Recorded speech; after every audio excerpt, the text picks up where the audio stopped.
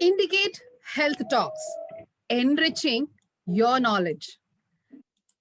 And the speaker for today is Akshara Damle, a consulting psychologist, a TEDx speaker, trainer, a life coach. Akshara Damle is an expert in counseling and psychotherapy. He's an expert in career counseling and he conducts various types of wellness workshops. And also, an important factor that he handles perfectly, and it's very critical in this situation right now, is addressing the systemic issues in organizations. And I think that's extremely value adding. And we are really, truly privileged to have Akshara Damle with us to discuss on a very important topic, which is stress management in difficult times. Ladies and gentlemen, dear friends, I request all of you to please flood the screen with your appreciation of round of applause through the reaction buttons that you can get on your screens, and help me welcome eminent speaker for today, Akshara Damle. The screen is all yours, Akshara. Back to you. Thank you so much, Vidya, for your kind introduction. And I'm so happy to be here addressing on a topic which is very dear to me. And I have been working for years together with various people. And I am very glad to start the topic of today. Let's go on. Initially, let us understand two things. One is stress, and second is difficult times. So, I would like to dissect the topic in the first place. What is stress? Stress is an experience where it impacts our physical health, it impacts our mental health, it impacts our spiritual health, and we are in a state of inadequacy. We feel helpless, we feel overburdened, and also overwhelmed sometimes. Yes, of course, we were going through stress, and we have been going through stress for all these years. And what is different is difficult times. What is difficult times? We don't have to explain it better. After COVID pandemic, we all know it, how uncertain things were. Suddenly, lockdown came all over the world. People started panicking. There was a lot of fear. There was anxiety. There were so many things happening, and everyone was worried. What will happen? When is it going to end? How long it is? And so many questions were there. I will deal with how stress was or stress is different in the present time, especially the difficult times, and how it was earlier at a later point of time. But this is the basic understanding with which I would like to go forward, that yes, of course, stress is something that we have been experiencing and inevitable, and we have to take care of it in a different way in the difficult times. Let me quote that stress is one of the major contributing factors for seven major causes of death in the world out of 10. So that is the importance of stress, or what that is why we need to focus on stress, because it is impacting our health at different levels. Let us look at who are all affected or who are all impacted by stress. Children, of course, yes. Students, they have different types of stress. Young professionals or entrepreneurs, they have different types of stress. Of course, marriage is also causing a different level of stress, and marriage is also bringing out another stress of parenthood, and also the elderly children. I don't call them as old people. I call them elderly children, because after 60 or 65, every person starts behaving or starts inculcating or starts expressing childlike behavior. Let us look at the details, or what are the different types of stresses that we experience at different levels of our life. A child experiences stress because of various reasons. It could be physical stress, one. When it comes to mental stress, if it is not getting certain things when it wants, or if there is a conflict that is happening in the family, or if there is no neighborhood, or when the child is forced to sit inside the four walls and not allowed to go out and participate or play with their friends, especially when a situation like COVID comes in, the child gets stressed. Students, I've been working with students who are uh, going through different types of stresses. One is, of course, with regard to the study. Whenever they are coming from a specific family background where the family members are very much excited about their study outcome or academic outcomes, the student is stressed. Student feels that they have to be there on the top in the rank list, and they continue to study so long that they get stressed about it. Recently, I was treating a person who is an entrepreneur now, and he was saying that when he was a student, somewhere around 10th standard or 12th standard, throughout his academic years, he was stressed. Not because he was not intelligent enough to get into the top ranking. Even when he was doing well academically, he was stressed because there was always this insecurity that if somebody overtakes him. So, this is something that is being experienced across the world, that we need to be there on the top. And that is why a lot of students miss out playing outdoors. They also miss out getting involved in other hobbies, whether it is pursuing music or pursuing dance or pursuing some sports or any other activity for that matter. And that is also one of the reasons why students get stressed. And at the same time, they will also have the stressors in terms of worrying about their future. There are, especially again, when difficult times are there in front of us, they will have stresses like, will I get job? Will I get the job that I deserve? Will I be able to get it in the specific place, or will I have to move to other places? So there are so many different questions, and they are bothering the students.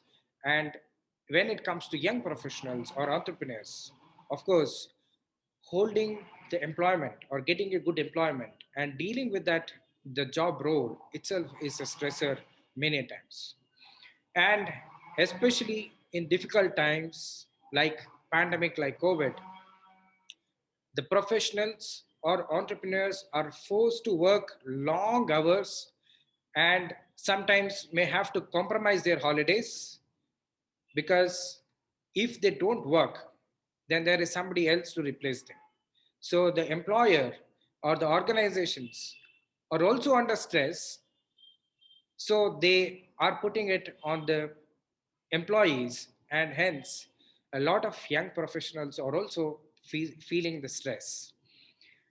And relationship is something that is becoming a big issue in the recent times. When the individuals, when the husband and wife are having their own jobs, they are having their own responsibilities, both in on the professional front as well as in the family or in the private life or personal life, there are a lot of difficulties in their engagements, difficulties in their interactions, and because of that, we are witnessing a lot of stress in the relationships also. Parenthood is another ball game altogether, where children are more dynamic in the present situation, especially when electronic gadgets are there. People find it very difficult to manage the children without giving the electronic gadgets, but at the same time, there is a fear that the child may get addicted with the electronic gadget. Of course, I've been seeing a lot of mothers and fathers feeding their children by keeping the mobile phone in front of the child, which is very, very dangerous development, because it is impacting the cognitive abilities of the child in the long run. The elderly people have their own stressors. One is they do not have, or most of them do not have very specific job roles, or they do not have specific work to do in a day. They find the vacuum to be very stressing. And at the same time, they may also be dependent in terms of financial factors on their children. That also causes a lot of stress to them. So, in a way, if we look at who is who doesn't have stress, the answer is everyone has stress of different factors or different kinds. Work life balance is a major challenge to a lot of people. Either they continuously work without having their personal life, or they do not know how to balance them, and that also has become a major challenge for many people across the globe. Okay, what do we do when we are stressed? This is something that we need to look at. We feel angry, we feel frustrated, we have a lot of irritability. Couple of people go through insomnia or sleeplessness, and some people get into oversleeping. They continue to sleep for a long time, thinking that by sleeping they may overcome stress. Sometimes some people also get into binge eating. They go on eating some random junk food, so that that helps them in reducing the stress. They a few people throw the things out. I have seen a lot of people breaking their mobile phones, breaking their pens or something else, whichever is there in their hands. People break down, they cry, they feel cold, they do not know what to do in life and how to take decisions. And hence, because of all these, or these are the general reactions that we see when people are stressed. What do we do? What do we do to deal with stress? This is very important to see what we have been doing. Unless we reflect on what we are doing, probably it will be difficult for us to find out new ways of doing things in different ways. Of course, a lot of people listen to music, people go for a walk. Some people say that by cooking they can get out of stress. Some people also say that by being with friends they can get out of stress. At the same time, people also watch Netflix or Amazon Prime or any other OTT platforms to watch movies, series. There is binge watching. And at the same time, people are also getting addicted with cigarettes and alcohol. People think that by doing or getting engaged with all these, they can deal with their stress.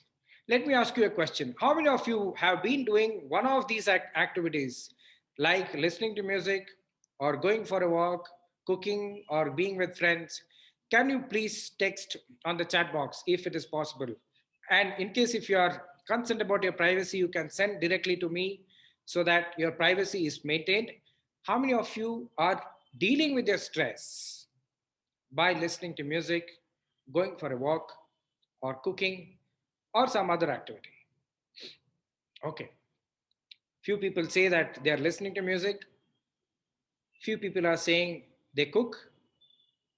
Few people also say that they're going for walk. Okay. Some people also hit gym and they will be like doing a lot of workout, that thinking that it will help in addressing stress. Some people get cold, they feel confused. Some people talk to friends. There are people who practice meditation and yoga. Okay. People also get into reading books. Interesting.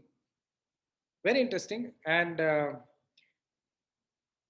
great that nobody is getting into binge watching or smoking or drinking alcohol when they are stressed, because that is something that is that can turn out to be an addiction in the long run.